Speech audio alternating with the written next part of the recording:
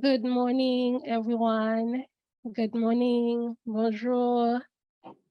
Apologies for technical issues we're trying to fix. Our amazing attorney was supposed to be in person, but unfortunately, dealing with COVID, very last minute, we had to switch to hybrid, in person, and virtual. So trying to figure out the technical part of things. Again, thank you so much for being here. It's amazing to see you. My name is Gerlin Joseph. I am the co-founder and executive director of the Haitian Bridge Alliance. We are an organization that is providing humanitarian assistance, legal assistance, humanitarian services, social services, and the only Black-led organization, only women-led organization that is at the US-Mexico border, providing all services for people of African descent, people from the Caribbean, Haiti, LGBTQ, from Jamaica, people from Cameroon, from Sierra Leone, you name it, anybody who is of African descent. We have been called to serve and really work that journey with them. And with me, I have our amazing managing attorney, Ms. Rochelle, and she will also introduce herself very, very briefly. And also virtually, we have our staff attorney, Ms. Charlotte Weiner, and she will also tell you more about herself. But for me, as I landed last night, and was welcomed in St. Louis by the beautiful mule of the Tuskegee Airmen. And I started getting emotional right away because it reminded me that how far we have come as a people in this United States.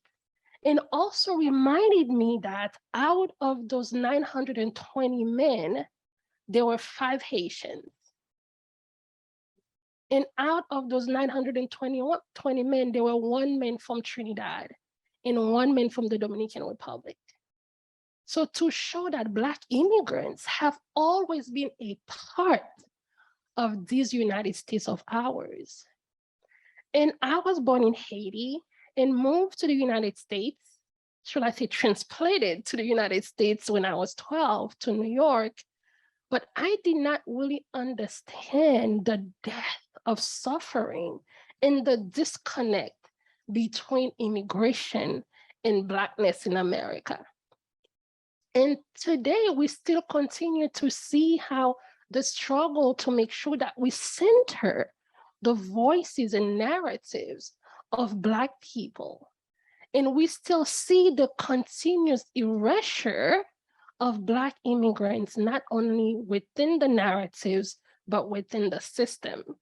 And we look at the connectivity between Blackness and immigration. And I think I was talking to Charlotte and Eric, who was supposed to be here, but couldn't make it due to another emergency, and was talking about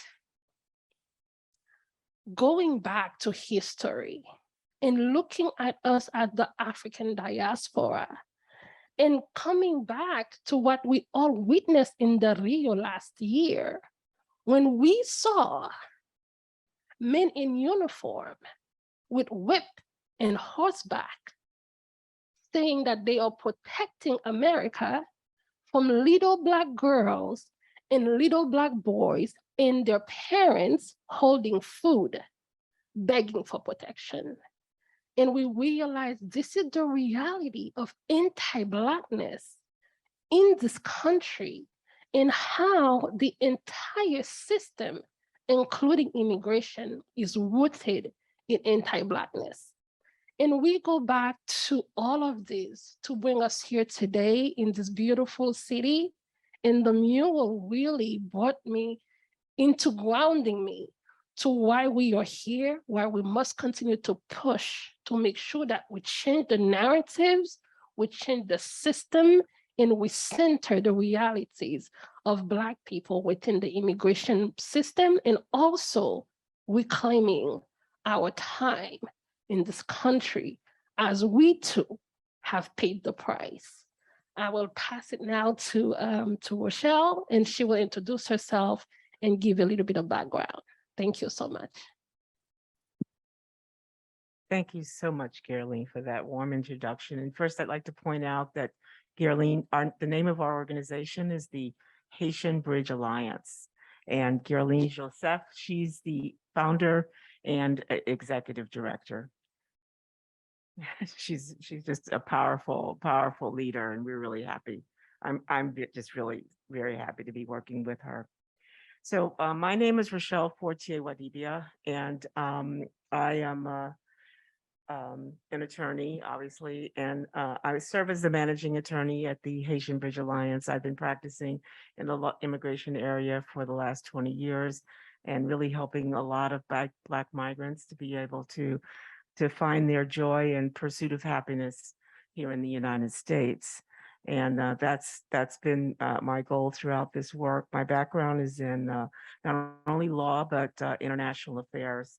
And I also have a background. You can read my bio on the app, but I have worked in human rights for over 30 years, including here in Missouri, where I was the leader of the Human Rights Commission here in the state of Missouri. So without further ado, I'm going to go ahead and turn over to Charlotte. I'm going to put you on this is the other staff attorney, and she will be introducing herself when she comes back. I'm going to minimize her now.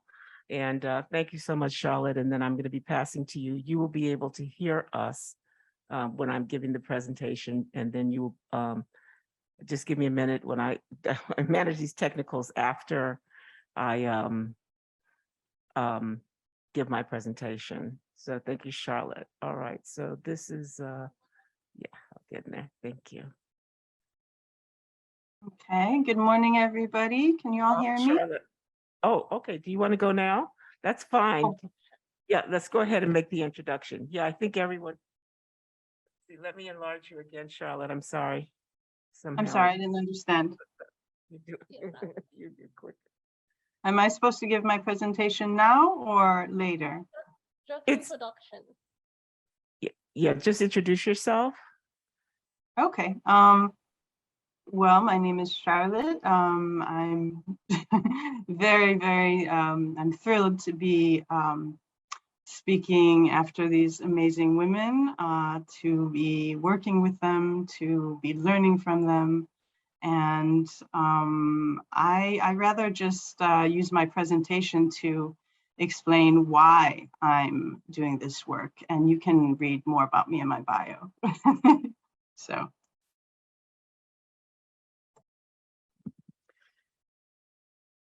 Okay, Charlotte, do you mind giving us your pronouns? She, hers.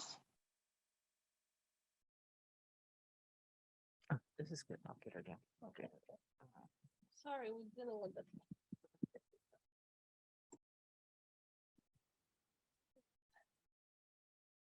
There we go. Okay.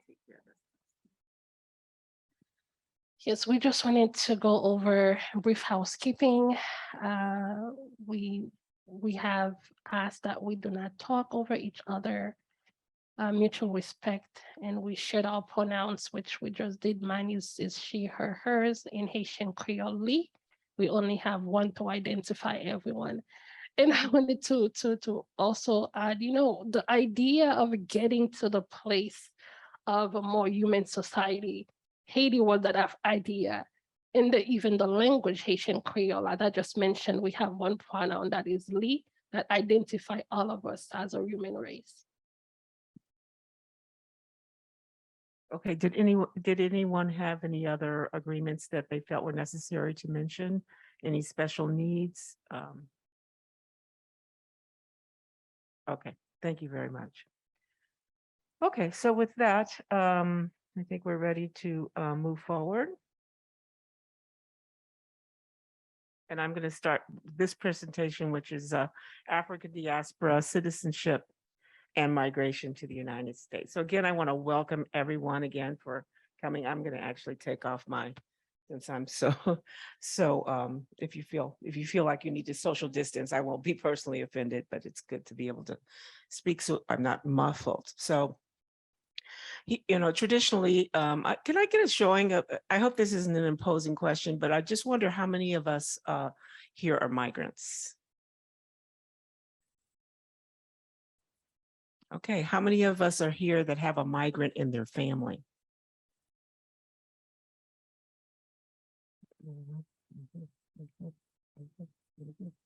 Okay, and how many of us here are legacy African Americans? So when I say legacy, maybe your family's been here since the beginning of the 20th century.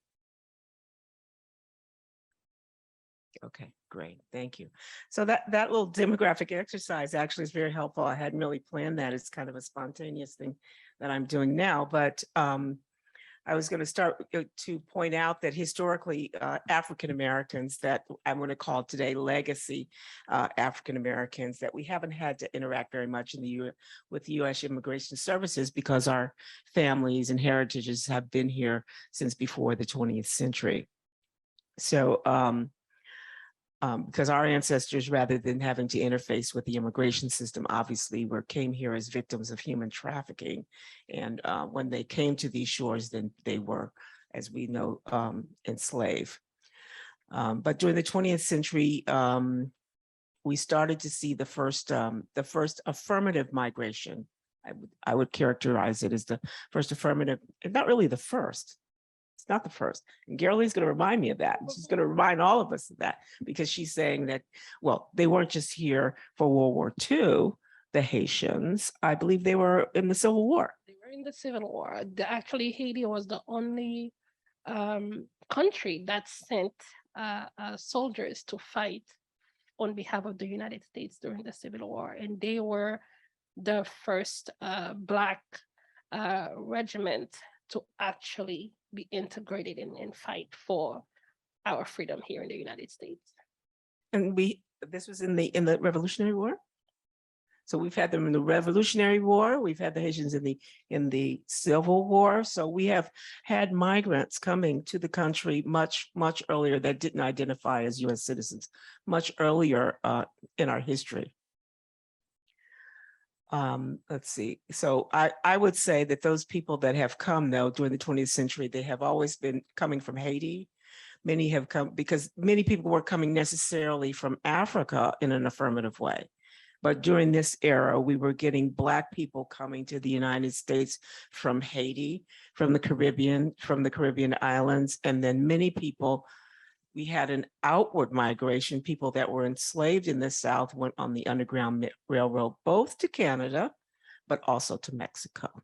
So we have a very rich history of Black people migrating. So what do we mean by a migrant?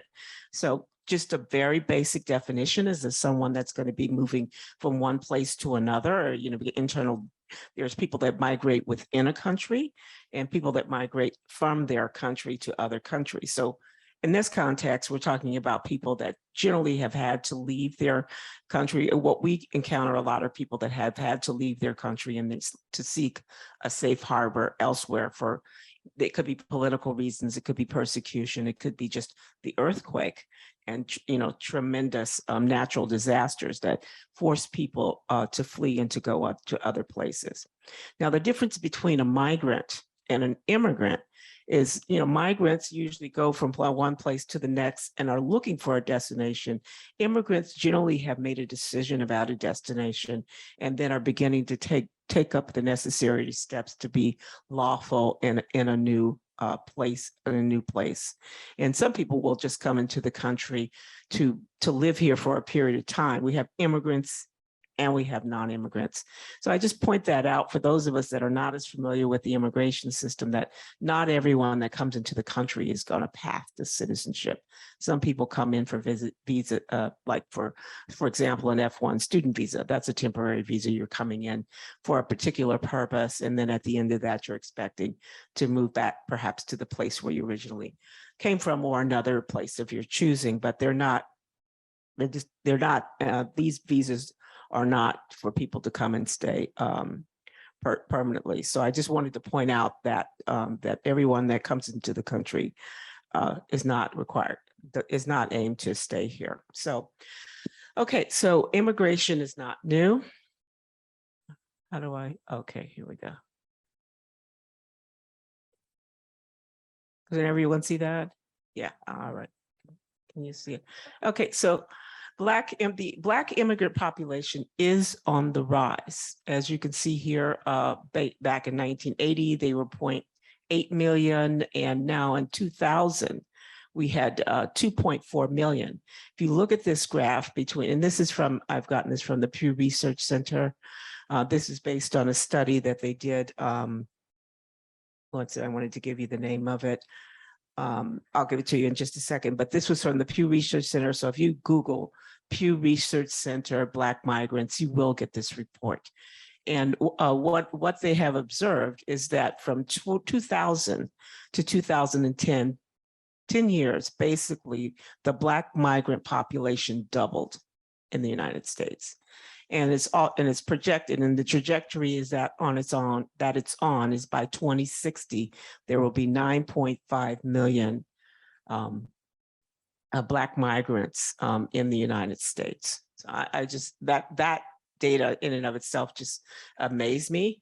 And so what that means is, and right now, I had everyone do a show of hands as to who was an immigrant or had immigrants in your family. Well, 1 in 10 persons, Black persons, is an immigrant in the United States. And one in this pie chart is showing you 1 in 5 Black Americans has an immigrant relative. So we even were able to show that with the demographics in the room. And I didn't raise my hand. So let's see, who's that other person that had the immigrant family members? So it was just about everybody, right? So we are representing, that 1 in 5. Really almost everyone here is showing that. So it's very interesting, I think, to look at this data and to see that we are here.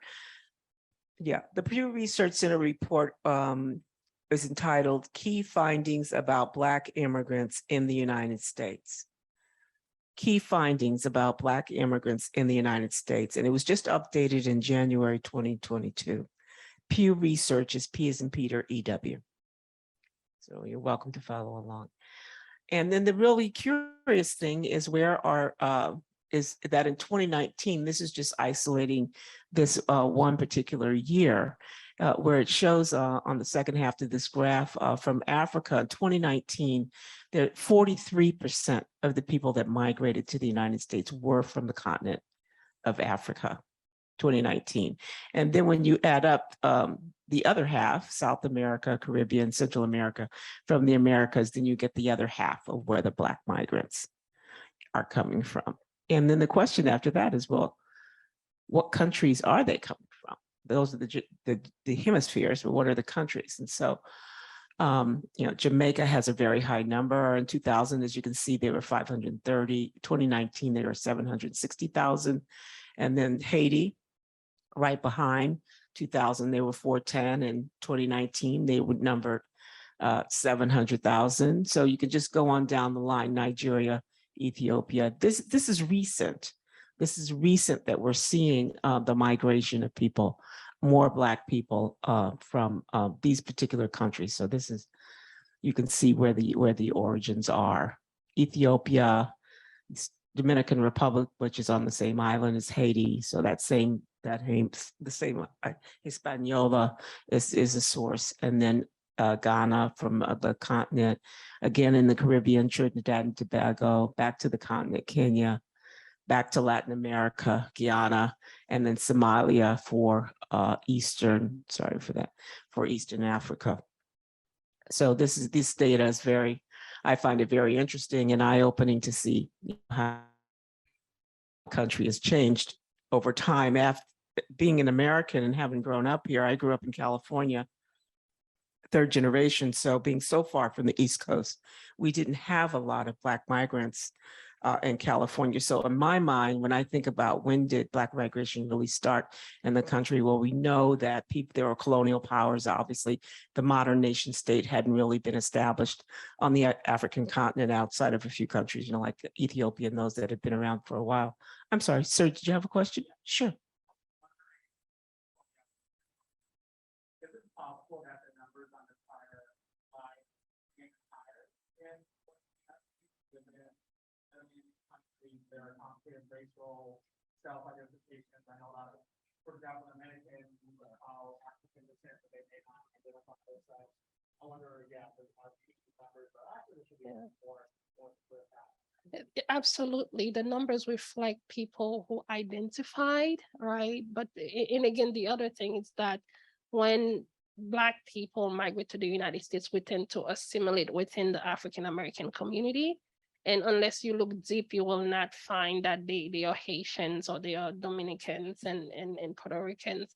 And one thing that I wanted to highlight as well, from what Rochelle mentioned, from the 5 and the 10, 1 out of 10, 5 out of 1 out of 5, is that gives us 20% of the Black community being born outside of the country, or have a parent who was born outside of the country. That includes the first Black president, Obama.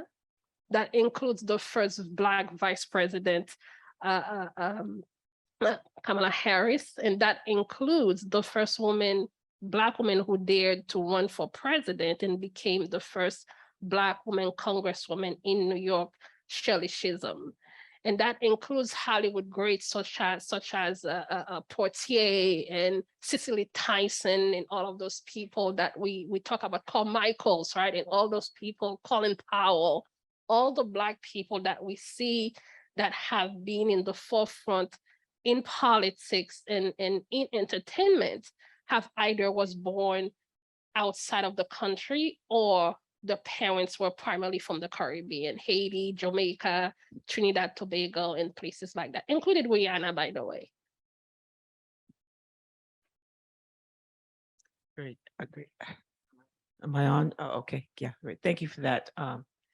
Did that respond to your question? Did you have it? Okay, thank you. I think I was talking to someone recently that was telling me that, you know, after we get here, we become Black Americans. So people bring their own culture and to the United States, but after, from the national perspective, once they've been here, you've been here for a while and you become, you know, an African American, but people, you know, still hold on to their traditions and, you know, in their communities and still have, you know, that culture. But we have to ask ourselves, 2 or 3 generations down, like we see with Colin Powell, then they just become, you know, full-fledged Americans, because that's the way the society has perceived us as being just a monolithic. But we know different. We cling to, for those of us who have the privilege of having our culture and our language, their culture and language, then we celebrate that. Okay, so I am going to move forward here to the, any more questions though, before I'm going to shift over now to the history of the laws of migration and how they have impacted Black migrants and African Americans. Okay, with no further questions. So I'm predicting today that the 21st century will be the century of Black migration in the United States. And these slides that I've shown you earlier, I think, speak to that. So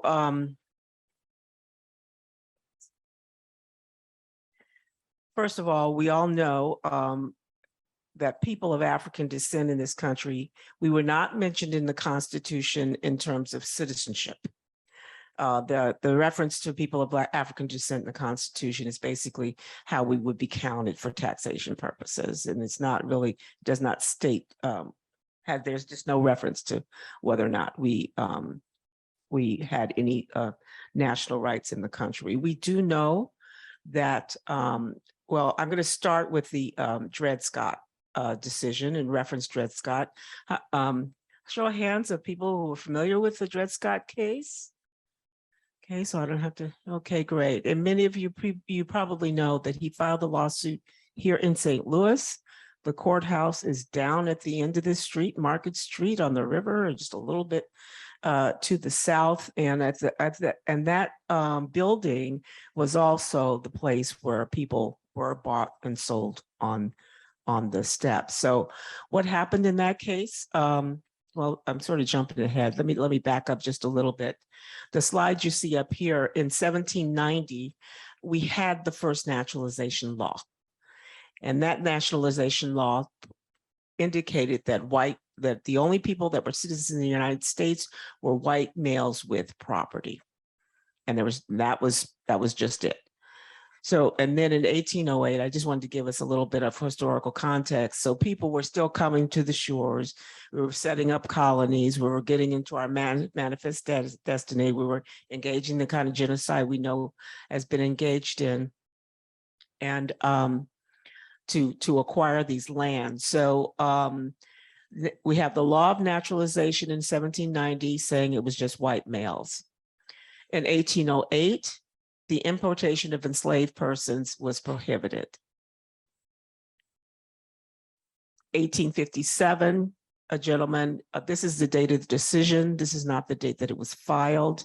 This is the Dred Scott decision, that even though Black people had been voting in at least 5 states before the decision, the Supreme Court stripped the citizenship of the persons of African descent with the Dred Scott decision by saying that Black people were not citizens of the United States. So that's that case there. Pretty much many people say is the reason why to mobilize the forces and generate the reasons for why we ended up going into Civil War. I'm not going to drill down into that. I think you can go ahead and study your own history, but certainly that was a very disturbing finding, very, very disturbing finding by the United States Supreme Court. And here we are today. Many people are saying that the Supreme Court has never stripped rights, but they did strip the rights of the Black people that were in the country at the time that were engaging in citizenship, that had citizenship rights. They were voting. And so that's what's happened with the Dred Scott decision. It was the citizenship rights of the Black people were taken away. And as a matter of law, we could be present here and we would have no citizenship rights. So after the Civil War, the 14th Amendment reinstated the citizenship rights of people that were formerly enslaved and of African descent. That's what the 14th Amendment really accomplished. So here we were, people that were enslaved, and some of us were free, engaging in full citizenship. The Supreme Court takes that away, and then the 14th Amendment to the Constitution brings that back. And let me just take a minute here to talk about how citizenship law works. There's 2 types of citizenship. There's the citizenship of what we call jus soli, which is if you are born on a territory. That's called birthright citizenship. And then there's jus sanguis, which is citizenship by blood. In the United States, we have sort of a combination of both. You could see that initially it was just for white males.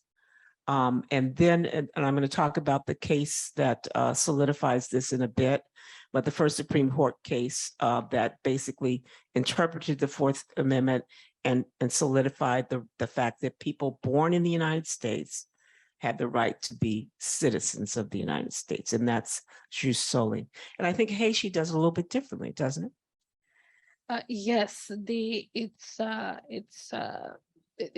jus sanguis by blood.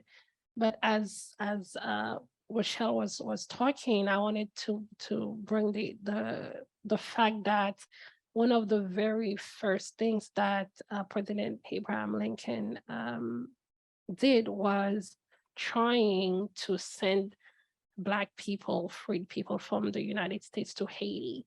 And it was a failed program, but the first group of 500 people actually were sent to Haiti and were left on the island, on a deserted island without any support whatsoever. And that group of people, of 500 Black, quote unquote, Americans, became some of the poorest people in the country because the United States failed to support the program that they were trying to build by exporting Black people from the United States into other places. And that reminds us of what happened with Liberia, for example. And that's the story that we have really learned. We haven't really learned about. Right? Mhm. Will we look into what that will impact and affect people who were born in the United States that were exiled, for lack of a better word, into different countries, should they themselves have US citizenship? Right. Right. That is a very, very interesting question. And I'm glad that you really brought that out, because they basically were denaturalized. If assuming that they had to, I'm not sure what the year was, but assuming they had that citizenship, they were removed, and then therefore their descendants were denaturalized. And that's the same thing that people in Liberia have faced, right? Okay, and then I brought this in this 1870 year. I wanted to note, that the Naturalization Act, there was a Naturalization Act in 1870. You can see the first one that I mentioned was, I'm not remembering the exact year, is much early in, let's see, let me go back to that slide, was 1790. So now we're talking about another. The naturalization acts are not every year, just periodically we decide we're going to state what our values are through a law. That's all law is what our values are, that are first in a policy and then get embodied into law. So, so after the 14th Amendment in 1870, this Naturalization Act did embody citizenship for people of African descent and white people, but Asians were barred. In 1875, we had the Civil Rights Act of 1875, because Black people were not getting access to full citizenship in this country. And so this act in 1875 was supposed to guarantee people equal access to public accommodations, the right to contract. And this law is still being used, because the Civil Rights Act of 1964 was about employment and accommodations, but this act is about contracts. So people still use this law for lawsuits. For those of you who are not civil rights attorneys, we still use this law for breach of contract when Black people are denied contract rights. Okay. And here, 1882, finally, they just went ahead and excluded the Chinese, the Asian people, from having citizenship and entry into the United States. I just wanted to, emphasize just how our immigration system basically has been whites only since its inception. There's been, and it continues until today. And that's why we're here talking about Black migrants and the African diaspora. This foundation of what on a white supremacist system was established for who could be US citizens under the United States. So 1882, we had the Chinese Exclusion Act, and then also again here in 1892, it again re-upped 10 years later and reinforced. Whereas by contrast, in 1892 at Ellis Island, over the time period that it operated, over 12 million immigrants entered, where from? Europe. And between 1956 and 1957, we had another 3 million refugees that came in from Europe. And the refugee process began as a process for white people. And it wasn't until after that that it opened up to other people of color. And in 1898, this is the Supreme Court case that I was referencing earlier, that solidified the birthright citizenship from the 14th Amendment. Is called Wong Kim Ark v. United States. He was born in the United States. He left and went to China and went to go visit family there. His parents were still in the United States. When he returned, they questioned his citizenship. And this is the case, Wong Kim Ark, that went up to the Supreme Court and solidified the birthright citizenship. The court found in his favor that he was a citizen based on birthright citizenship. And now for white women, it's important to note that they didn't have citizenship in their own right. Their citizenship was through their spouses. So if they were married to a white man, then they were US citizens. But if they got divorced and or for some reason married a person of color from Asia or someplace else, then in this act in 1907, it's hard for me to say this, but it revoked the citizenship of women because they married non-citizens and therefore that were not white. So that to me is so much such a parallel as to what we're going through today, where women's rights are being taken away from them. Okay, now we're going to go into the 20th century here, and this in the 20th century, this was the foundation for the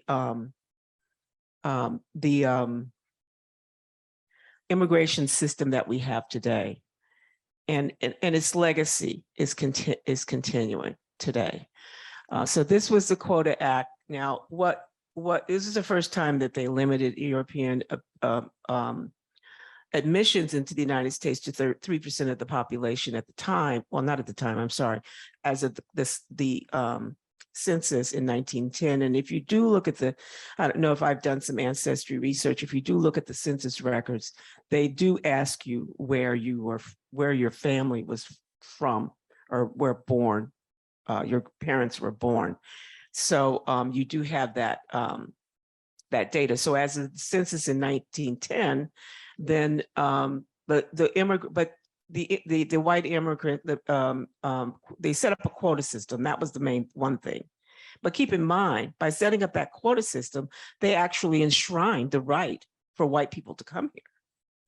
You know, it's sort of characterized as a limitation, but it was actually an enshrinement of them still having the right, at least to that 3%, because no other national or ethnic group had that right. Okay, and then in 1924, the Johnson-Reed Act set up a national origin formula, which was supposed to be based on the people that were living in the country. And so for example, if you're from Italy and then what was the population of the Italians in the country, and this was based on the 1890 census, then Italy got 2% of that number to allow their people to come in, and France and Britain and all these other places. But who couldn't do it?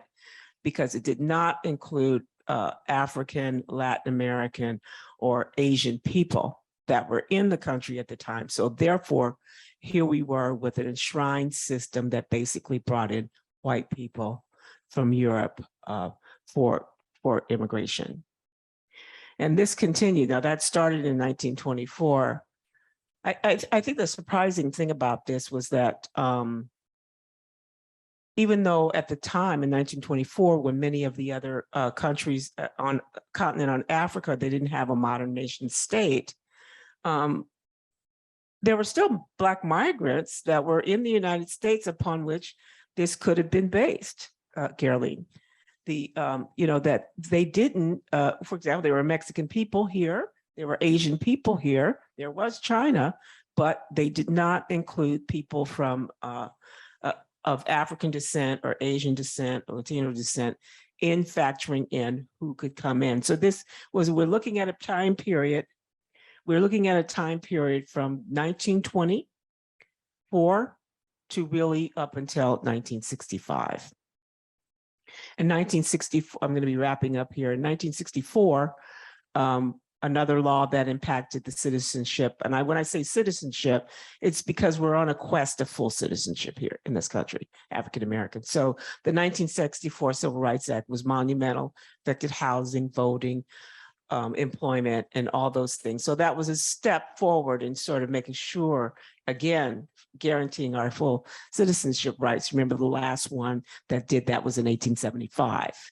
Right. And then now back in almost 100 years later, 90 years later, that we get the Civil Rights Act of 1964. And then in 1965, this legacy, the 1924 origin system was repealed and it was placed with family priority. But what does that mean? That means if you're already here and you want to bring your parents, then that's disproportionately not going to include Black migrants because the Black migrants didn't get the opportunity to come. Now, for those that may have been here particularly like in the Haitian community, it did give them the right to bring in those family members. But when you had blocked people for so long, then the legacy, then you've created a system that's really just perpetuating itself. So this is one thing, and this is something I'm going to ask you to think about, is how can we dismantle this?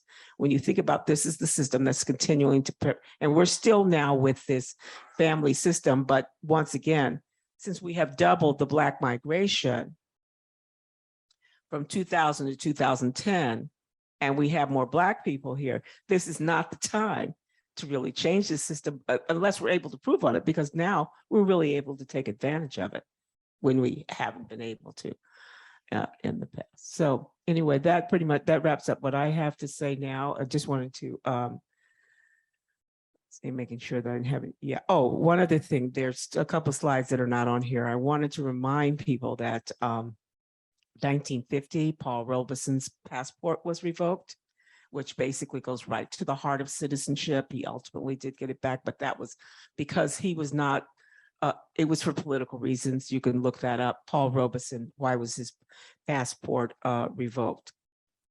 And in 1990, the diversity visa program was established to allow people from underrepresented countries to be able to get access.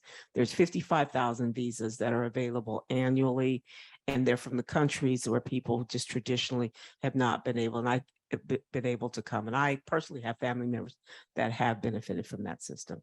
So we're not going to take any, can you hold your questions? I'd like to move forward now since we are short on time, and allow Charlotte to come forward with her presentation. You're on the screen now, Charlotte, and we're going to enlarge you, and there you are. Okay, Thank you. thank you. Thank you, Rochelle. Can you all hear me? Yes, we can hear you. Okay, great. You're fine. Okay. We can see you yes. also. Thank you for that presentation, Rochelle. So what I am going to do in my presentation is bring together some of those points, bring together some of the points that Gerline made as well, and also start with some parts of history that have been intentionally erased from history. So let's begin. So let's begin with US independence. So on July 4th, 1776, British colonists who had settled and created 13 colonies on land they stolen from its first inhabitants. So that was many independent Native American nations. They declared their independence from Britain. So we all know that. That was the beginning of the United States of America. And here's a sculpture that we have that speaks to what Gerline was saying about these Haitians who did contribute to our history in the American Revolution. So 28 years later, on January 1st, 1804, there was another young nation that was born, and that was the Republic of Haiti. In Haiti, formerly enslaved Blacks, along with their allies, declared their independence from the French colonizers, who, through their merciless use of slavery, and I use that term, that's light, they had created the richest colony in the whole world. And so now there are some similarities between these two creation stories. Similarly to US independence, Haitian independence was declared on land that had been stolen from its original inhabitants by the colonists who settled on that land. Similarly, the colonists' use of genocide, disease, slavery led to the destruction and decimation of its original inhabitants. And finally, similarly, the agents of the colonial powers kidnapped and bought African men, women, and children with the intent to forcibly remove them from Africa in order to force them to work as slaves in their colonies. But this likeness, which is no way anything to be proud of, ends here. The differences are another story, because Haitian history is something that not only I can be proud of as a Haitian American, but that all Black people can be proud of, that all people can be proud of, because it's a story of human liberation. On August 22nd, 1791, the rebellion that the slave masters never imagined could occur did just that. And it paved the way for these freed peoples to proclaim the first Black republic in the entire world. And this is the ceremony of Bois Caïman. That was the beginning of it all. So this was like David and Goliath, like victory. And the news of it literally spread all over onto the international scene. This was one of those moments that made the world stop and which changed the course of history.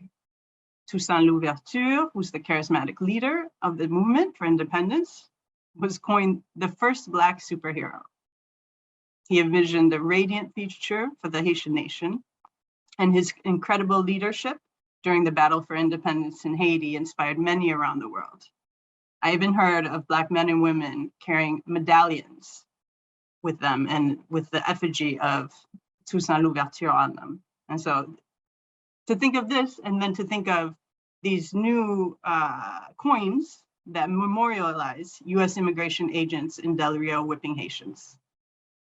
It's crazy. Needless to say though, Haiti's glory was short-lived. Imperialist powers were afraid that Black men and women throwing off the chains of slavery would open the eyes of the masses to the great subterfuge of race. So they ensured that, to the detriment of Black and brown people around the world, Haiti's independence stayed confined to one astounding revolutionary battle in the long and treacherous war for Haitian self-determination, which continues today. What's more is that imperialist powers did not stop their marginalization of Haiti at its geographic borders. They went much further and continue even today. They went beyond by constantly undermining the Haitian model to keep it from being an example of successful Black liberation. And I mean, this is very evident in the US, but also notably in the Dominican Republic, where you have that man who's an ultra-nationalist holding a sign saying, between Dominicans and Haitian, there's no possible fusion. You've got it in the Bahamas, where a hurricane showed that there was a huge issue of statelessness and that Haitians were living in awful conditions. And even in Martinique, where you've got a graffiti that says that Haitians are killers of Martinicans, even though there's never been anybody Haitian who has been even accused of killing a Martinican. So anti-Haitianism is a real issue.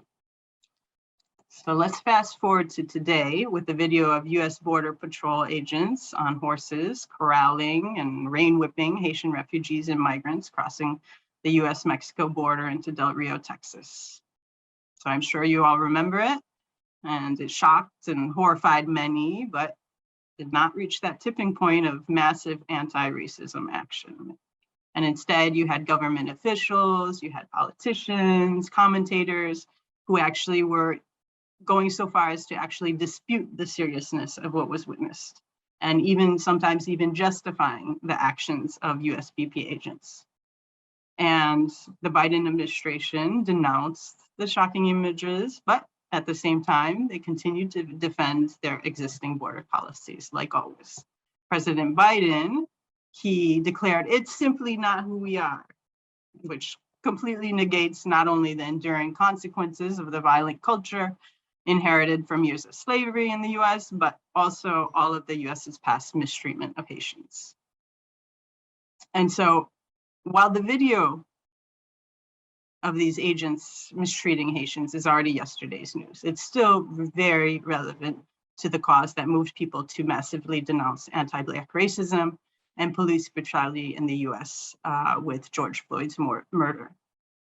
And what happened in Del Rio is not and was not an isolated incident involving some deviant USBP agents. Instead, it represented a small manifestation of a much larger systemic problem that is at the very heart of anti-Blackness in the Western Hemisphere. And so Haitian Bridge Alliance, the organization that I'm working with, which is a Haitian-led and Creole-speaking organization, we understand this. Haitian Bridge Alliance provided aid and legal services to asylum seekers in the CBP encampment in September 2021. And since the encampment has been cleared, we've continued to provide humanitarian assistance and legal services to Haitian asylum seekers expelled from Del Rio. On December 20th, 2021, we, along with Justice Action Center and Innovation Law Lab, and the 11 Haitians, including Mira Joseph, who's pictured in the infamous photo, we sued the Biden administration for inhumane treatment under the bridge in Del Rio in September and for deporting them without allowing them to seek asylum. And to best understand the US government's historically discriminatory treatment of Haitians, I think it requires an examination of the parallels between the US's notoriously harsh treatment of Black Americans and the US concealed mistreatment of Haitians, because there are many, many parallels. And the comparison reveals that the anti-Blackness that Black Americans are fighting against is the very same that Haitians have been fighting against since their independence. So let's get to those similarities that bind us, by starting with the US occupation of Haiti, which was from 1915 to 1934. And it was supposed to restore order and maintain political and economic stability in the Caribbean. And so we all know this concept of restoring order was already familiar in imperialist conquests, but it was also used by the KKK to justify their violent acts. And let's remember that at the time that the US was occupying Haiti, the KKK was at the forefront of the US political landscape, and Jim Crow laws in the South were in full effect. And the US Marines, who you see in this picture, Southerners for the most part, replicated the US brand of racism in Haiti. They reproduced US segregation when they created spaces like the American Club, where they restricted Haitians from entering. They instituted antebellum practices when they issued Haitians bon habitant, which is good resident passes to circulate, which could result in arrest or being shot if not presented to the Marines upon request. And the occupying forces even replicated their ruthless killings of Black people in the US by killing thousands of Haitians in their attempt to dominate them. So in the whole 20 years of occupation, US soldiers massacred more than 11,500 innocent Haitians with absolute impunity. And during the next decades, the US continued to intervene in Haiti, supporting successive authoritarian regimes. They notably backed the Duvalier regime from 1957 to 1986, from father to son, Papa Doc to Baby Doc. And in these years, thousands of Haitians that were fearing for their lives left their homeland to seek refuge in the US. And there, they were treated similarly to Black Americans. My dad was one of the many who fled and encountered that harsh reality. Immigration policy was the perfect platform for the US to reproduce the racism that Haitians had already been experiencing with US foreign policy to Haiti, and that's just what happened. From 1981 to 1991, the Reagan and Bush Sr. administrations maintained a policy of illegally interdicting on the high seas Haitians. And during this 10-year period, of the more than 22,000 Haitian refugees who fled Haiti to seek refuge in the US, only 28 were actually let into the US to apply for asylum. 28 out of 22,000. And so Rochelle had been talking about Dred Scott. So the first US court case that attempted to challenge these interdictions at sea was lost on appeal. But it was coined the Dred Scott of immigration cases because the judge held that Haitian refugees have no substantive legal rights under the Constitution, which a domestic court is bound to respect. So that means, like fugitive slaves, these refugees have been returned to their symbolically political masters with a clear and probable consequence of punishment, persecution, or death. And so the ruling is the perfect example of how the ideology of the antebellum South, though no longer acceptable in that form in the US, was perfectly acceptable in immigration matters. In fact, the same stratagem of continuing to use forms of oppression that have been denounced and prohibited from being used against US citizens was still deemed acceptable when used against non-citizens, especially if this use occurred outside US territory and these non-citizens were not white. Oops. Excuse me. So the divide and conquer strategy that the US utilizes in its attempt to dominate Black Americans is also relevant because it was employed and continues to appear in immigration practices applied to Haitian refugees and migrants. The most glaring example of the past is the differential treatment US authorities enforced between Haitian asylum seekers and predominantly white Cuban asylum seekers that were trying to enter the US. And recently we saw this with another population that came in through the border. So this discrimination occurred under the Clinton administration, despite Clinton's campaign promise not to continue with the Bush administration's policy of intercepting refugees at sea. And so in addition to forcing Haitian migrants and refugees in the high seas back to Haiti, the US later extended this practice to those arriving by lands. So just as the US Coast Guard was complicit in the abusive control of the waters, to the point of their practices being compared to the afterlife of the slave ship, the USBP is no less violent in its application of US land border policies. And this was clear in the USBP agents' treatment of Haitian migrants and refugees in Del Rio, Texas. The backstory was not filmed, it was not photographed, and it was hardly commented. It's an account of USBP agents' physical and verbal abuse and dehumanization of Haitians.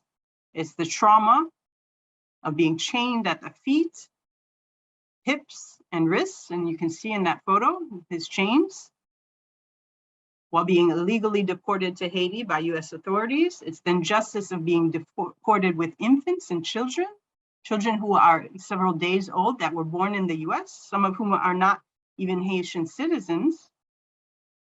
Can you all imagine this in this day and age?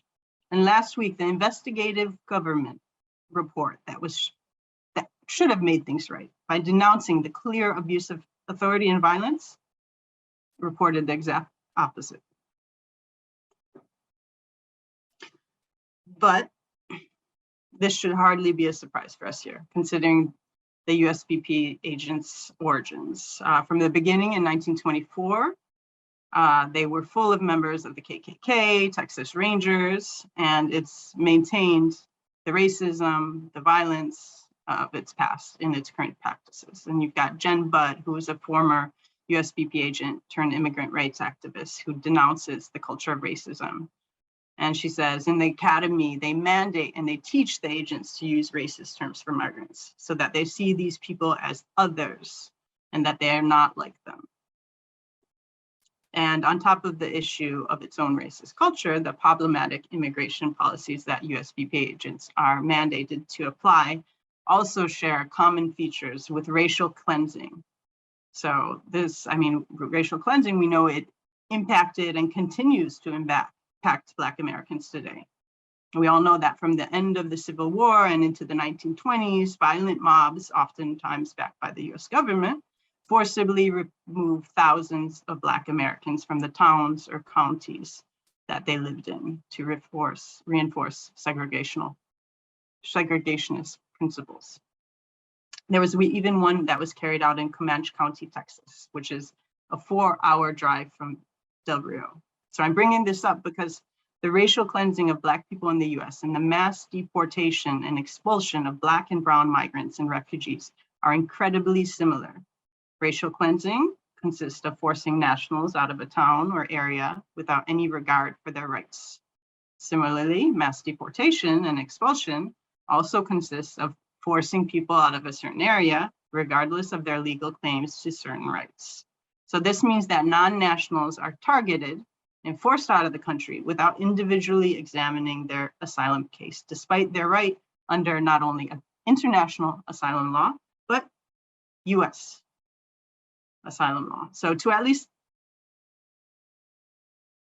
they don't even have their case examined upon entry to the country. And in the case of Del Rio, USBP agents, their actions, they functionally mirrored the racial cleansings of the past because they were armed to protect US territory by forcing the other, in this case, the Haitian migrant or refugee, out of the territory. So not to mention that just like US administration's interdiction at sea policies that prevented Haitians from even being able to apply for asylum, the Trump and Biden administration's use of Title 42 also forcibly obstructs migrants and refugees from accessing and exercising their right to request asylum in the US. And so this health law, Title 42, that was invoked at the beginning of the COVID pandemic, continues to be used by the Biden administration as a pretext for US authorities to refuse migrants and refugees entry to the US. Even though public officials, lawyers, judges, they've all denounced Title 42's targeted use for migrants and refugees entering the US. And I mean, basically, it effectively circumvents individual examination of their cases, thereby making it no different from mass expulsion and very reminiscent of racial cleansing. So one thing that's important to make clear, though, is that the reason that we have all these people fleeing Haiti is because Haiti is actually in the midst of a brutal political, social, economic, and humanitarian crisis. And it's due in part, due in big part, to insidious foreign interference. The unrest is so extreme that in the face of sustained lobbying, the Biden administration conceded it to be unsafe for Haitians living in the US, those who are in the US, to return to Haiti, and they granted them temporary protected status. But at the same time, President Biden, in perfect line with his predecessor's unlawful treatment of Haitians arriving in the US, is now responsible for the largest mass expulsion of asylum seekers, in recent history. So to better understand how massive this is, remember the 22,000 Haitians who I said fled during a 10-year period under the Reagan and Bush senior administrations? Well, since Del Rio occurred in September, not even 1 year ago, the Biden administration has already deported over 24,500 Haitians, mostly under Title 42.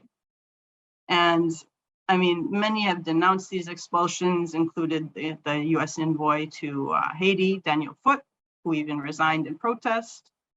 And the Biden administration did finally attempt lifting Title 42 on May 23rd, but it was too late because unsurprisingly, it was blocked by Republicans. In conclusion,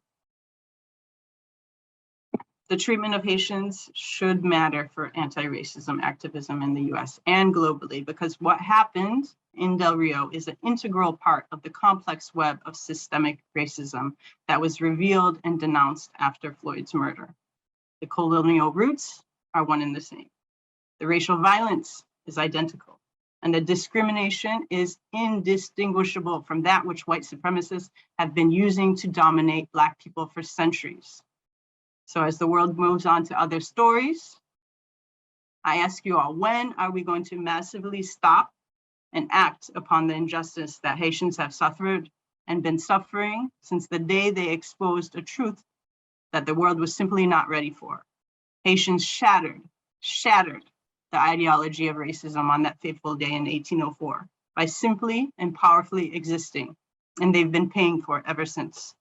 It's time to dismantle the cycle of violence, and it begins by coming together to denounce the paternalistic, racist, and colonialist treatment of Haitians, not only in the US, but also by Americans and foreigners in Haiti and in the countries where Haitians immigrate within the hemisphere and across the world. And that's why we're here. Thank you.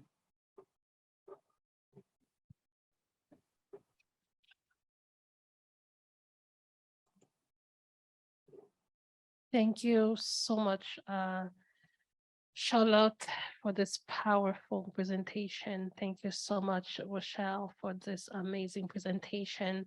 I think we can take a couple of questions, but one thing I want to highlight is the fact that Charlotte mentioned the 24,000, but today it's 26,000. people under President Biden has been sent to Haiti. That includes pregnant women and children who were born at the US-Mexico border, who were not Haitian citizens, but were sent to Haiti. At the same time, within the last 2 months, President Biden has given access protection to 26,000 Ukrainians. Now, we're not saying that we should not provide protection for the 26,000 Ukrainians who showed up at the US-Mexico border, the same place that the Haitians are.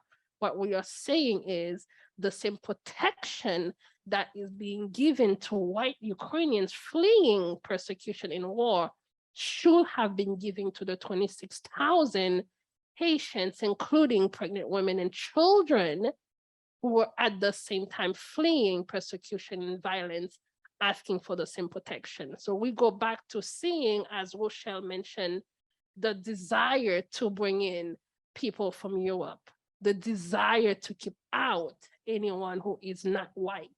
And we see it today as we are sitting right here. Deportation continued to Haiti and in other Black countries while we continue to welcome people from Europe. And again, not saying they shouldn't welcome the people from Europe, but the same protection, the welcoming with dignity should be provided for all people, specifically for Haitians who have always been a part of this country, have always sacrificed for this country to be where it is today. I wanted to highlight that. But if you have some questions, please, we'd love to hear from you. I think we only have 10 minutes left. We did start a little bit late, but I would love to hear from you, please. Question or comments.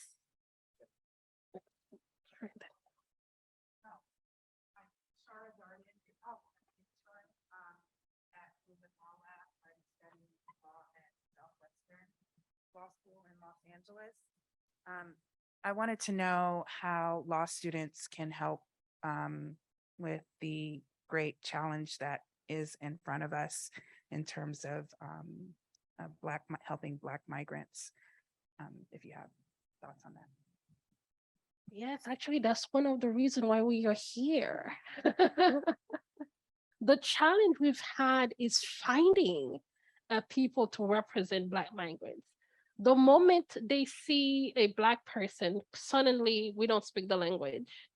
We don't understand the culture. We can take the case, right? How do we make sure we change that? It's by bringing people into the fold, by providing language access and cultural understanding and supporting their attorneys to make sure they are able to properly represent the client. So one of our goals here is to be able to connect with law students and attorneys to see how we can partner with them, partner with you, to take pro bono cases, to shadow Rochelle, to shadow Charlotte, to really be able to represent people. We are in dire need of attorneys and law students to join us to do the work. And as I mentioned, we are the only Black-led organization at the US-Mexico border serving every single Black person who shows up. And we also started the first Black Immigrants Bail Fund in 2020 because we were tired of seeing Black people deported to Cameroon, to Eritrea, to Haiti after they come to the border. And I don't think we mentioned the journey that people take to come to the border. They walk. So they will go to places like Brazil, or Chile, and they will walk crossing the entire South and Central America, going to the Darien Gap, where a lot of them simply can't make it and they die. And I remember I was sitting with Daniel, who is a Cameroonian gentleman who just graduated law school, and we were doing a presentation and he just said, I walked. And to let that sink in, he walked from Cameroon to make it to South America. Then he walked 7,000 miles to make his way to the US-Mexico border. That's the reality. Understanding that to be able to answer to the needs of Black migrants. So under Haitian Bridge Alliance, we started the first Black Immigrants Bail Fund because for Black migrants, our bonds are up to $70,000. 20, 30, 40, 50, $70,000 for somebody who escaped war, escaped violence, walked 7,000 miles, barely survived, put in immigration prison, and we have to pay a ransom of $40,000 to the US government in order for them to be released. And so we also started the Cameroonian Advocacy Network because we want to make sure that all people of African descent be able to get protection. And we are very pleased to say that we won CPS for Cameroon a couple of months ago. And we are able to provide protection for over 40,000 Cameroonians in the United States. And last year, we also fought really hard in one CPS for Haiti, where we are able to provide protection for over 150,000 Haitians temporarily, but at least they are able to live with dignity, be able to have their work permit and provide for their families, because they did not come here. We did not come here to beg. We came here to be able not to survive, but to thrive and give back to the community. So we'll connect with everyone to please join us. We'll give you our information so we can connect. We need each and every one of you. Thank you. Thank you all for your presentations. I learned so much today. I guess I just have a question about sort of in a similar vein, strategizing. As you talked about sort of topics regarding history and immigration policy, when looking at Black migrants, there's clearly some intersectionality here, right? There's xenophobia, there's anti-Black racism, there's, anti-immigrant sentiment. And I was just wondering, how does one sort of combat those various intersections? Given that I feel like even in the civil rights community, a lot of us don't think about sort of Black migration as a civil rights issue because, it's not the same sort of legal framework as many of us have worked in. So yeah, I would just love to hear sort of any insight into how to sort of combat these intersectional problems. Do you want to take this, Charlotte? Do you want me to quickly and then search to turn to you? So one thing that I tell people every day, I woke up this morning as a Black woman. I woke up this morning an immigrant. I woke up this morning a Haitian and an American, right? So all of those resides in me and I cannot separate one from another. And when we look into movement and intersectionality, that's the reality, right?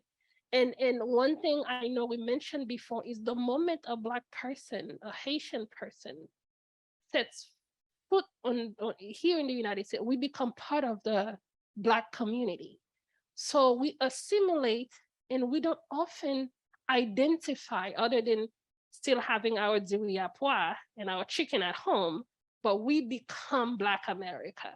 So because of that, there is also this disconnect of, do we really exist, right? And I think we have to bring it back to the reality that I stand before you, and so many of you raised your hand earlier, identifying as all of those different identities. But one thing that the US government was able to do after the Rio, which for years, Haitian Bridge Alliance, Undocumented Black, African communities together, Baji were able to come together to push that envelope, right? Black and immigration. But unfortunately, after the Rio, because they saw what happened, they tried to disconnect our movement. And we are calling for this family reunion of people of African descent, whether you're from Haiti, like myself, and Charlotte, or what did you call it, Rochelle? People, legacy African American. We have to understand that we might have ended up into a different place, but our ancestors were probably were on the same boat. They were just happened to be sold to different masters. And if we were to misbehave, we will be switched from Haiti to Louisiana, from Louisiana to Virginia, from Virginia to Jamaica, and we lost the connection that we had. Just because we have been separated doesn't mean we are no longer family. Charlotte?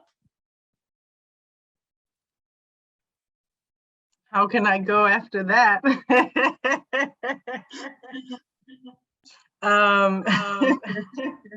I think all I can add is that I think what's important is that first, that we all come together on, what brings us together, what our similarities are.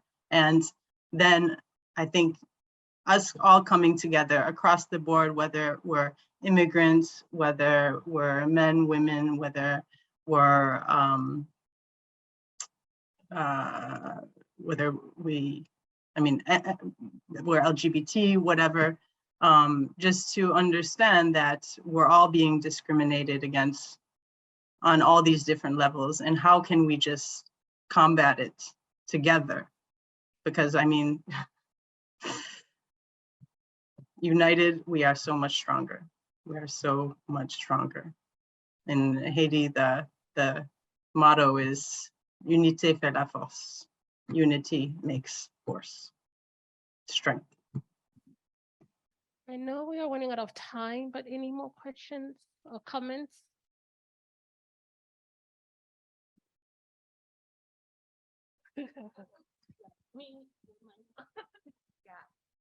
I'll say mine is sort of negative, so I want you to end maybe on a more positive note than mine. My name is Elsa. I'm a Birth Justice Fellow at the Center for Constitutional Rights. I'm friends with Eric. He says hi. And I have and just to situate myself, I'm from Miami, which has the largest Haitian population in the US.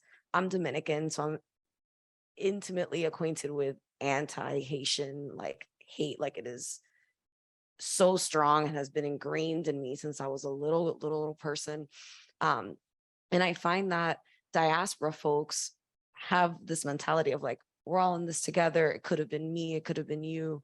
And what I've actually seen in law school spaces is this scarcity mentality from legacy African Americans of, wait a minute, I'm at BOLSA, the Black Law Student Association, and we actually had a funder say I'm not seeing a lot of African Americans in the room. I'm seeing a lot of Nigerians. I'm seeing a lot of Haitians, Dominicans, Jamaicans, and expressing a discontent with that.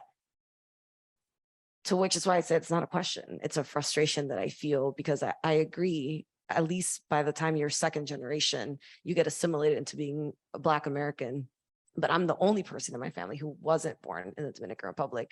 And if I am in New York or in Miami, people know what a Dominican is. If I go somewhere else, they're like, I don't know why you speak Spanish and look this way. I'm confused by you.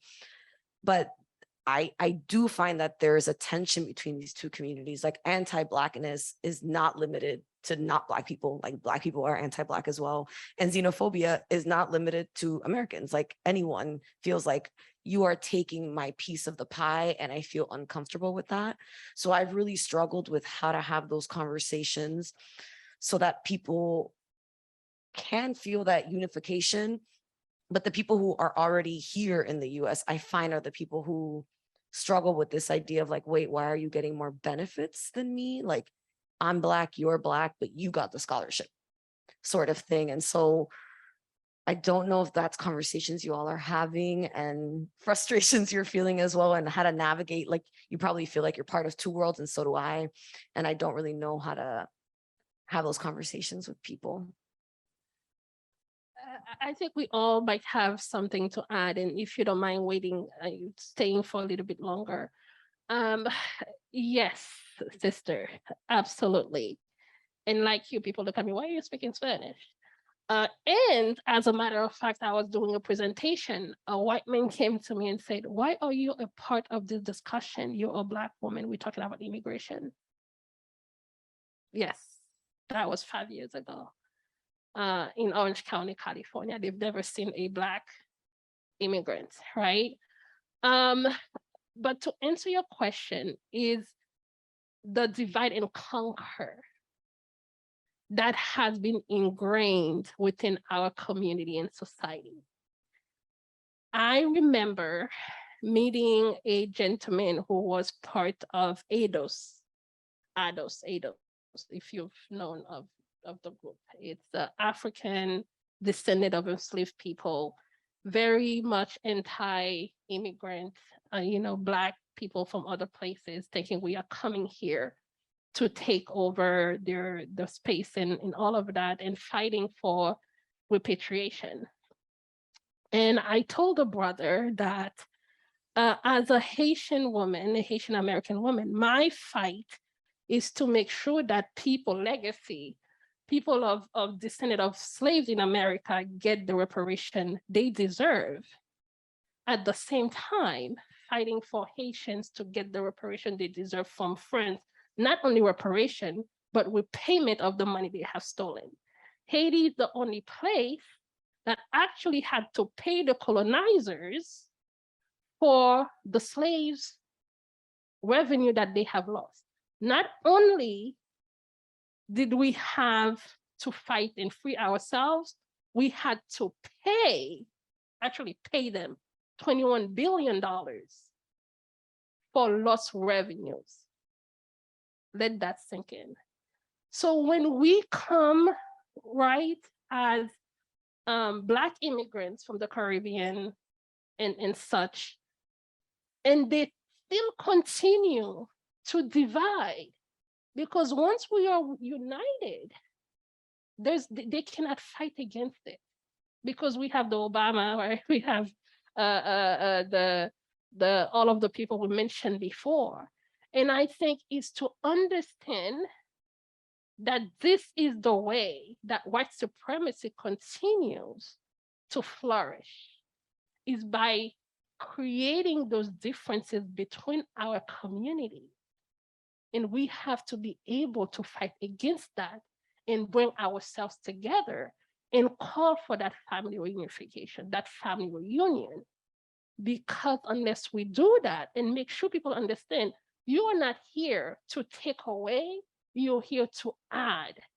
Because the mentality of invasion, the mentality of scarcity is literally to create that division between you and I. And going back to the island, that's the same mentality, the white supremacy. When we have a person who looks like you, who actually looks like my cousin, right? But you can look at me and tell me you're not a Black person.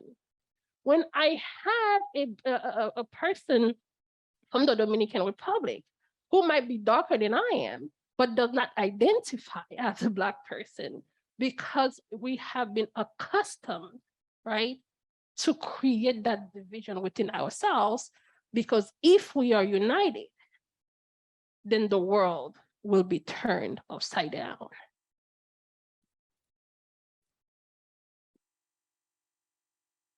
So I wanted to respond as a quote unquote legacy African American about this. And I fully acknowledge that this has really been a problem, because we've been led to believe that the pie is finite, and the pie is not finite. What we bring to this, well, how should I say it, that African Americans have, when I spoke in my presentation about not having allowed the people of African descent to come since the 1924 quota system, just imagine, and I think this is something that we have to think about as we envision a better space, a better world for Black people globally, but that also as they come into the United States, we have to envision a different space, envision a space where there isn't this white supremacy, because basically, as Geraldine is saying, it's the white supremacy that is making us think that we're in competition with each other, or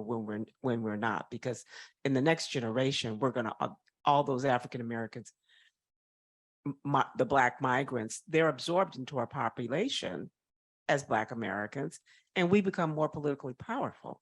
That is the political power that we were denied because we didn't have you from not you, but the Black migrants from 1920, when we established this quota system from 1924 up, until the present. So just recognizing your experience and saying, as a legacy African American, I see you, I have seen this. I've been involved in the international field for some time. And it kind of goes back to even during the 1960s when Martin Luther King was told, don't talk about the Vietnam War. Don't talk about global politics. We're supposed to stay in our corner and sit in our chair. So it's that kind of not a limitation even on African Americans to always told to stay in the corner, so that when other people are coming, we're thinking, well, wait a minute, where do I fit in here? When in fact, we're all here. We're all a part of the same community. And these divisions, I personally feel it's absurd, because we build power by having more people. And that's the only way we're going to succeed. That's why they deported 26,000 Haitians and welcomed 26,000 Ukrainians. Hi, my name's Elena. I use she, her pronouns. I'm a policy associate at Positive Women's Network. And I guess I was thinking while everyone was presenting, like the US context is unique and like US immigration laws are unique, but like colonialism and anti-Black racism and all of those things are not unique to America. So I guess I also would assume that Haitians aren't just going to America, they're going other places. So like, what does the treatment of Haitians look like elsewhere? I guess that's my question. Thank you. Charlotte, you can take that one. But before you start, will you be okay to put your contact information on here? And then we can reach out to you, but we'll also give you our cards. Charlotte, can you take it away? Sure.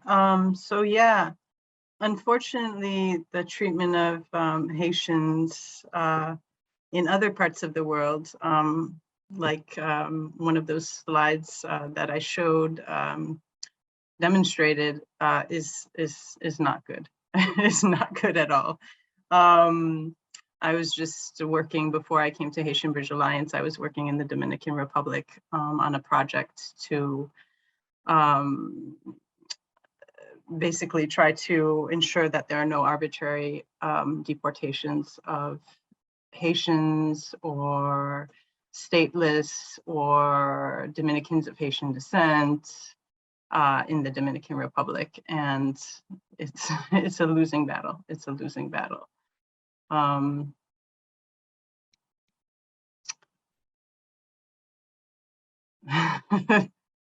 I mean, I saw figures, for example, the other day about how many people the Dominican Republic had deported to the DR in the last several months. It was in the 40,000s. So, I mean, they're on a whole other level. And I know my Dominican sister knows all about that. But there are organizations, fortunately, that are fighting against that, OBMICA, and I mean, many other organizations. And there are Dominicans within the DR that are trying to make that change. And so there is consciousness about the problem, whether it be there's, I mean, in France and the islands that belong to France, Martinique and Guadeloupe, there's anti-Haitianism there as well. And it's just a matter of trying to ensure that those who understand the reality have the louder voice in this all. Because if we don't hear them, then people think that that's how things should be. And Charlotte, And what about the experience of the people that are migrating too, the Haitians that's that are exactly, migrating? that's what I was just about to say. I mean, we published a report about the women, the Haitian women who are migrating from South America all the way up to the US, and their horrible, horrible experiences in the treatment that they get, whether it be in these countries in South America or in Central America. Galene mentioned the Darien Gap, where there are cases of sexual violence that would floor you to hear. I mean, having interviewed these women who have suffered it And the Darien Gap is located in Panama, in Panama. And so these people, they, in order to go through Panama, they have to go through the Darien Gap, which is a jungle, which there's no road, you have to walk. And in terms of,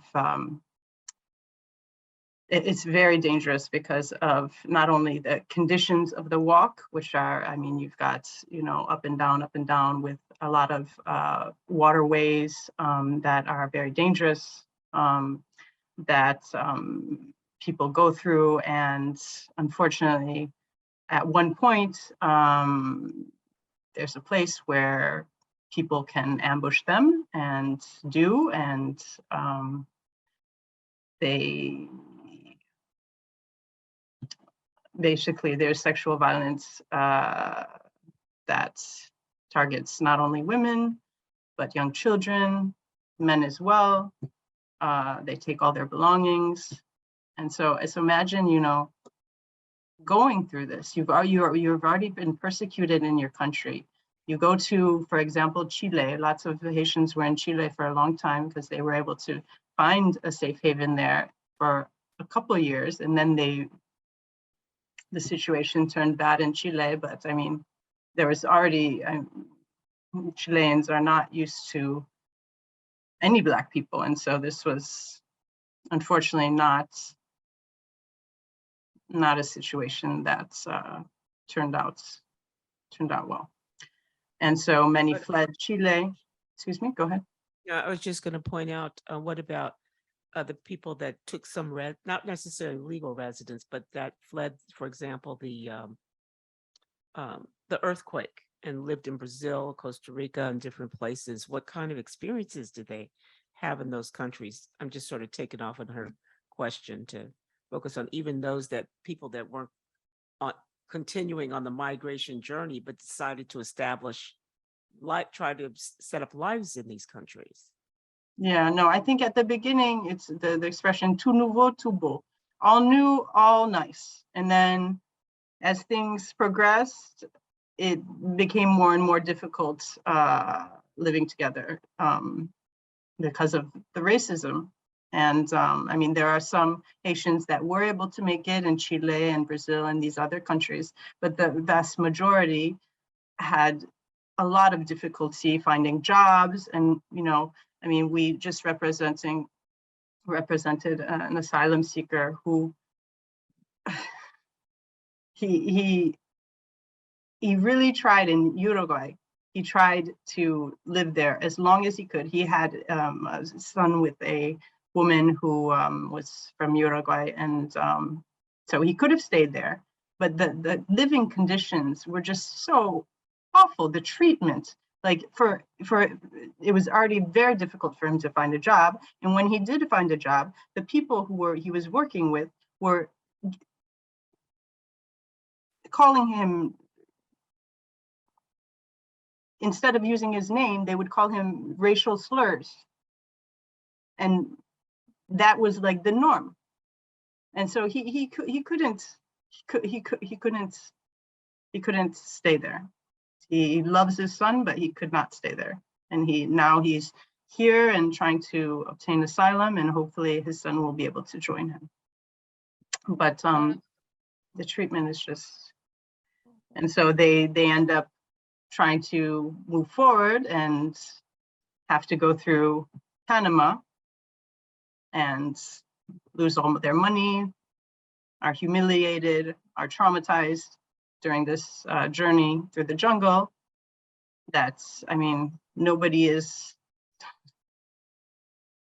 doesn't go through it. And then they get here only to be detained and more trauma. Thank you so much. And as you can see, it's very, very heavy as we do this work every day. And you know, leaving us on a note, the reality is Haiti itself as an idea is unacceptable to the West, unacceptable to the United States, to France, to all the powers. Understanding that the creation of Haiti was to welcome people, to let them know once you stand on this piece of land, nobody can own you. You are your own person. You are free to be and do as you please. And as a Black people, unacceptable to the United States, because at the time, if slaves in the United States find out that they too can be free, then we have a problem here. In addition to freeing ourselves, we freed the entire South and Central America. Anybody has seen the flag of Venezuela? So it resembles the Haitian flag with the addition of the yellow, because that flag was created in Haiti.